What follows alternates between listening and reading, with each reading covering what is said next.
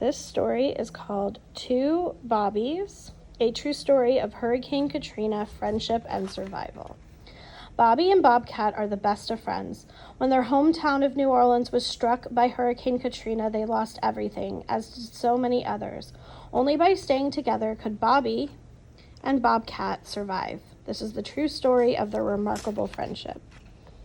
Here's a picture of the hurricane and Bobby and Bobcat. Two Bobbies.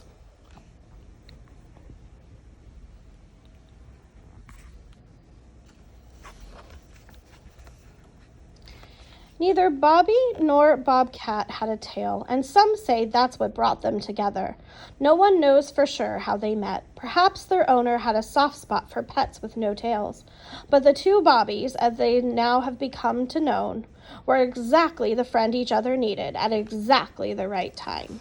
This is their story. The city of New Orleans on the mighty Mississippi is a place many people and pets call home.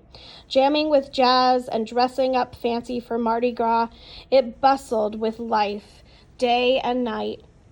But on August 29th, 2005, Hurricane Katrina bore down on the city and everyone who lived there, including a wisp of a cat and one puppy.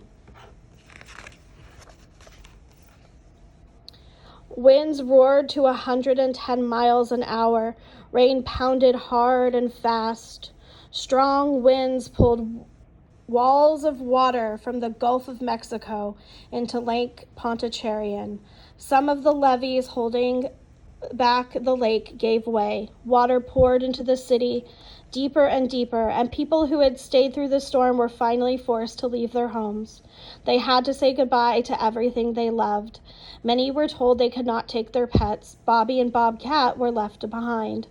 Bobby had been chained. Bobcat stayed by her side. Together in the silent heat, they waited for help to come. After the storm, volunteers from across the country came to New Orleans to lend a hand. They brought food and water. They rescued people stranded on the roofs of their home, and they rescued many animals. They're just sleeping. But with so much damage and confusion, the two Bobbies were not rescued. Their food and water gone, Bobby finally broke free. She dragged along the broken chain with Bobcat close behind her.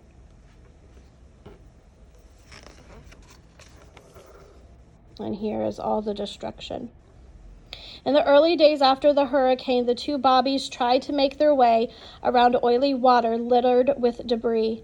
After the waters receded, they traveled the buckled streets with no place to call home. And debris, right here, this is all debris. This is trash that's left over from the storm. Month after month passed as Bobby and Bobcat wandered the devastated city. Their days and nights were filled with danger. Packs of hungry, homeless dogs roamed the streets, fighting smaller animals for food. Were Bobby and Bobcat chased away from any scraps they might have found? With little food to eat or clean water to drink, Bobby's ribs began to show. Bobcat's brown sugar markings started to fade a dull white. One day in January, 4 long months later, Bobby and Bobcat strayed onto a job site. A construction crew hammered and sawed, fixing up a motel damaged by the hurricane.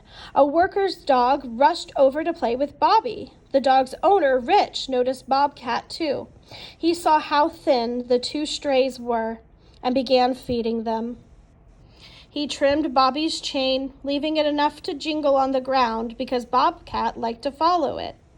But every time Rich tried to touch Bobcat, Bobby growled. After a week of caring for the two Bobbies, Rich got some bad news when his boss came to the job site. He had given permission for one dog, but not two dogs and a cat. The boss said Bobby and Bobcat had to go. Rich was determined to take them to a safe place, but Bobby still growled whenever Rich got too near Bobcat. She would not let him pick him up or even touch her friend. So Rich rattled a bowl full of kibble. Bobby followed the food to Rich's van, and Bobcat followed Bobby. Rich drove them to a temporary shelter that Best Friends Animal Society had set up in Celebration Station, a former video game arcade. The shelter was completely filled with homeless dogs and cats, but a volunteer welcomed them in, even naming them Bobby and Bobcat for their bobbed tails. They were placed in separate rooms, and look how Bobby feels about that, being separated from Bobcat. All night long, Bobby howled and barked. Bobcat paced back and forth. No one could sleep with Bobby making such a ruckus, so volunteers made a large pen for her and put Bobcat in his small carrier inside Bobby's new cage. Bobby lay in front of Bobcat and whispered. The volunteers opened the small cage to see what would happen. The two Bobbies touched noses, together again at last. For the next few minutes, the volunteers studied Bobby and Bobcat. They noticed how Bobcat stayed close to Bobby.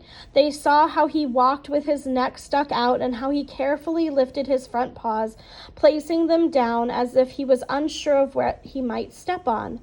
Someone waved a hand in front of Bobcat's face. Bobcat did not jump back. Another volunteer waved her hand. Bobcat did not even blink. Everyone was stunned. Bobcat was blind. All that time on their own, Bobby had been Bobcat's seeing eye dog. So here's Bobby, and he has taken care of Bobcat the whole time. Oh. The volunteers and even the ace pet detective searched for their family with no success. 1 month later, Celebration Station closed down. But Bobby and Bobcat still did not have a home. There was only one thing left to try. The two Bobbies made a television appearance on CNN's Anderson Cooper 360. The very next day, the Best Friends volunteers left New Orleans. One of them drove Bobby and Bobcat to the Best Friends Animal Sanctuary in Utah, where they would stay until a new family could be found. They were on their way west when the news came in. Hundreds of people wanted to adopt them. It would take a very special family to adopt them together. The volunteers made a list and invited everyone on it to come and meet the two Bobbies. Only Melinda and her Boston Terrier, Gus Gus, made the long trip to Utah. That night, Bobby and Bobcat had a sleepover with Melinda and Gus Gus in one of the cottages on the grounds. Would the two Bobbies choose Melinda and Gus Gus? The next morning, everyone knew the answer. Bobby and Bobcat were stuck to Melinda like Velcro. They also liked Gus Gus, and he liked them. Finally, Bobby and Bobcat had found their new family. Now, they live on with Melinda, Gus Gus, and Amelia on a ranch in southern Oregon. Bobcat has a window to sit in. He likes to play with the robot vacuum cleaner. He turns it on all by himself. Bobby helps with the ranch chores. She goes along on the horse rides. On hot days, she lounges in the frog and fairy pond. At the end of the day, Bobby and Bobcat snuggle up together. They have toys and treats and lots of new friends, even a camel.